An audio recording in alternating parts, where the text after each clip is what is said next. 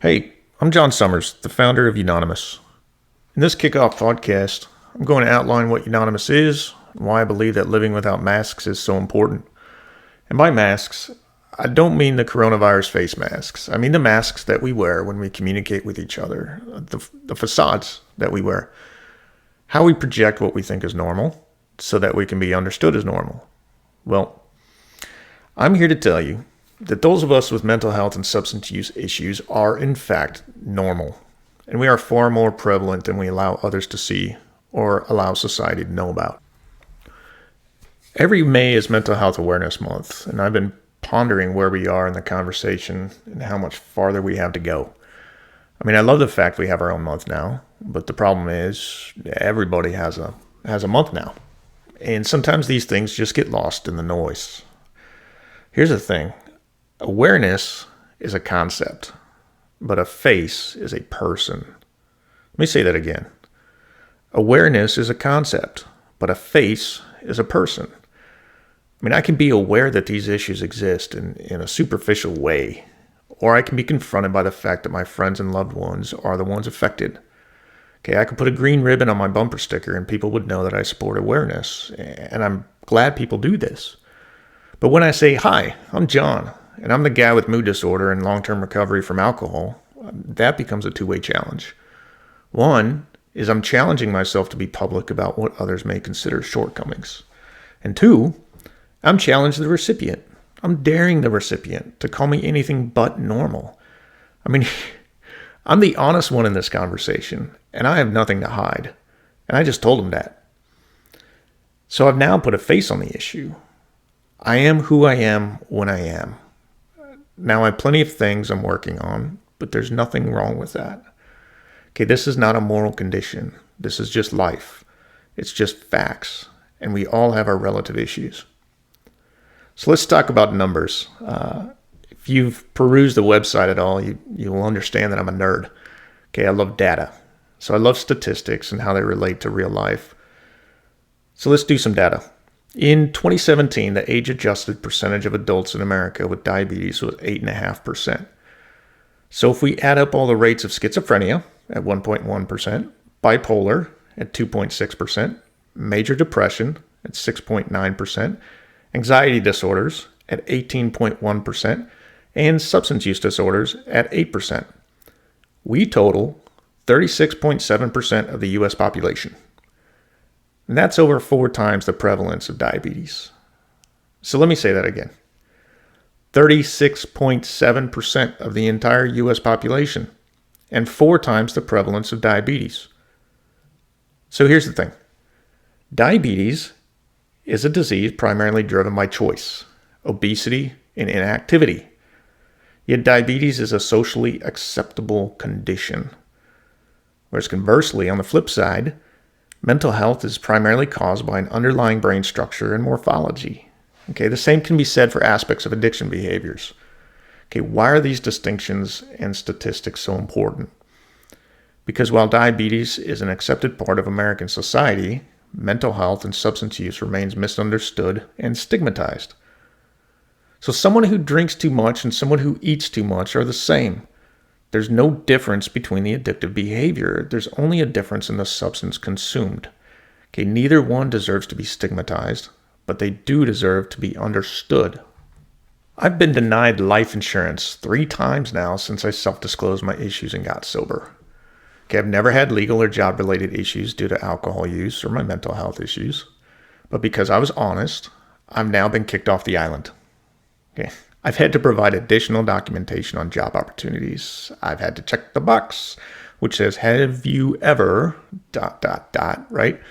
I mean, have I ever what? Have I ever eaten too much at a buffet line? Hit my freezer at midnight for some Haagen-Dazs? Or have I tipped my 8th nightcap before going to bed? Okay, all of the above, I guess I have. I don't have Facebook, except for Unonymous. Hopefully you've seen that. But when somebody's Facebook page is public, so I Facebook stalked the underwriter who signed my life insurance denial from a major provider. Guess what I found? They were heading to the bar with a bunch of friends to participate in drinking a poisonous beverage in a high-risk environment. But because I self-disclosed my issues and I'm on a great medication regimen and been sober over 4 years, I'm the pariah? I mean, the system's a bit backwards, don't you think? Okay, quick note on how I do this stuff. I do cross the line a lot between mental health and substance use issues. But trust me, they're the same, okay? So when I talk about one instead of the other, I'm generally relating to both. And this is why Unonymous tackles both subjects. For example, my personal journey at this point in time is focused on my mental health. While sobriety is a big part of my life, my philosophy is if I stay sane, I stay sober. When I'm sane, I don't have any reasons to drink. That may not be the same for everyone, but that's me, and that's my recovery. So as somebody in recovery from alcohol, I'm very much aware of and understand the Alcoholics Anonymous community. So why was AA founded as Anonymous? Well, let's look at the era, right? 1935. Okay, prohibition had just ended. And while alcohol was legal, it was still viewed as a moral failing. Being gay was illegal. Women had just earned the right to vote, and segregation was still active. I mean, why wouldn't you want to be anonymous? Stigmas. So let's talk about stigmas. Let's talk about AIDS. Have you ever heard of the term GRID? That's gay-related immunodeficiency disease, GRID.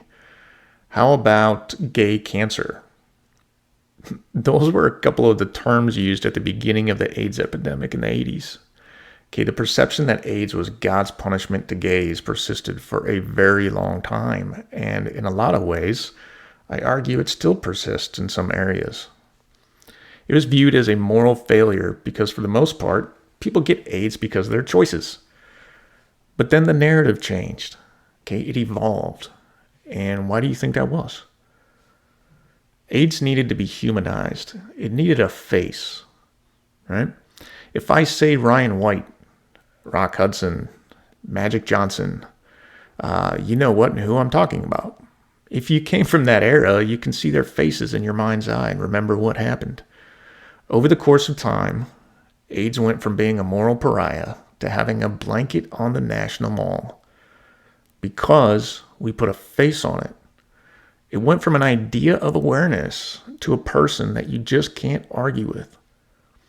And since then, it's continued to evolve in society. LGBT rights, gay marriage, gender norms. And even 10 years ago, these were hot button issues. Still are, but much more in the normal spotlight.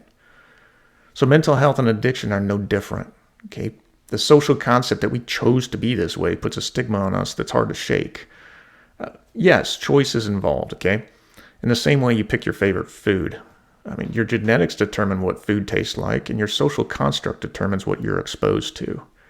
Sounds a lot like mental health and addiction to me, the effects of genetics and exposure.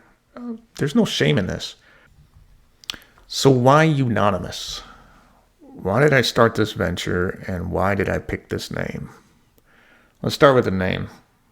Unonymous is a wordplay between anonymous and unanimous. I mean, it's the un to anonymity. Okay, it's the anti to being silent or hidden. It means we are together, united, and exposed. I mean, I chose this for a reason, to build a movement, to break the stigmas. The tagline, which I like a lot, is truth without fear. Well, truth without fear is the palindrome to fear without truth. Okay, the two phrases are opposites in nature. I mean, they're exactly diametrically opposed. I mean, stigmas result from fear without truth. Acceptance comes from truth without fear. And the logo, of course, Unonymous logo is dirt simple. Don't wear a mask. I mean, masks are prohibited. It simply means to live as yourself for others to see. All right, so earlier I told you I'm a numbers nerd. I am. I can't help it. Well, 1 in 5 Americans have a diagnosed or diagnosable mental health condition, and 1 in 7 Americans will develop a substance use disorder at some point in their lives. Okay, I didn't make that up.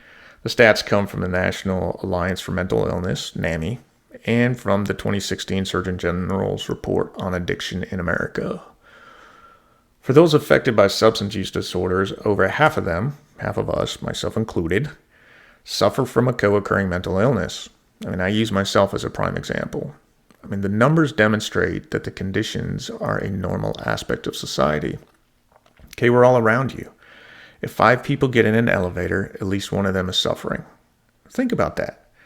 Listen, you're normal and you're not alone. What is a stigma? So I actually pulled this from a great paper written by P.W. Corrigan and A.B. Bink called The Stigma of Mental Illness. In it, they outlined what I took as 3 major stigmas associated with mental health issues: the public stigma, the self-stigma, and the structural stigma. Okay, so public stigma comes from the social endorsements of stereotypes, and these stereotypes result in discriminatory actions. Self-stigma is where we internalize the public stigma's prejudice. Okay, this is where we beat ourselves up and we perpetuate our downward cycles. Structural stigmas are policies that either intentionally restrict or they create unintended consequences for people with mental health issues. So when our nation's leaders say the word mental illness, it is not with my face in mind. Okay? Their words carry a public and structural stigma that perpetuates our cycle. We're either weak and need everyone's pity, or we're a danger to society through our actions. The problem with blanket statements is they never tell the whole story. We're human, we're individuals, and by the sheer numbers, we are normal. Okay, there's nothing wrong with us. In closing, here's what I firmly believe and why I founded Unonymous. If we take the masks off, if we come out of the shadows, if we challenge society's idea of normalcy, we will change the narrative and we will remove the stigmas. So what can you do? Well, it's simple actually. Start with linking. The online social network is the fastest way to reach millions and institute any kind of social change. Okay. I'll admit I'm just getting started on this whole social media thing, okay? But I'll get there. Link the socials. Start the hashtag. Link the logo. Like the idea. Link the idea. I have some bands and bumper stickers for awareness, and we'll work on getting those up on the site sometime. But realistically, your online campaign is what really matters. And it's about you, yourself, putting a face to this issue. If you do want to donate, Unonymous is an IRS-recognized 501c3 nonprofit. Your donations are tax deductible. We use a secure donation service and accept almost all forms of payment: credit cards, bank transfers, PayPal, Apple, and Google Pay. You can find us online at unonymous.com. That's www.unonymous.com. All the socials are linked: Twitter, Instagram, Facebook. You can also subscribe to this podcast through the Apple Store and through Spotify. So to wrap this up, okay, most importantly, be yourself, okay? Be honest. Be open. Don't wear a mask. Okay, you don't need one. You're normal and you're not alone. So thanks for listening. I'm John Summers, and I am Unonymous.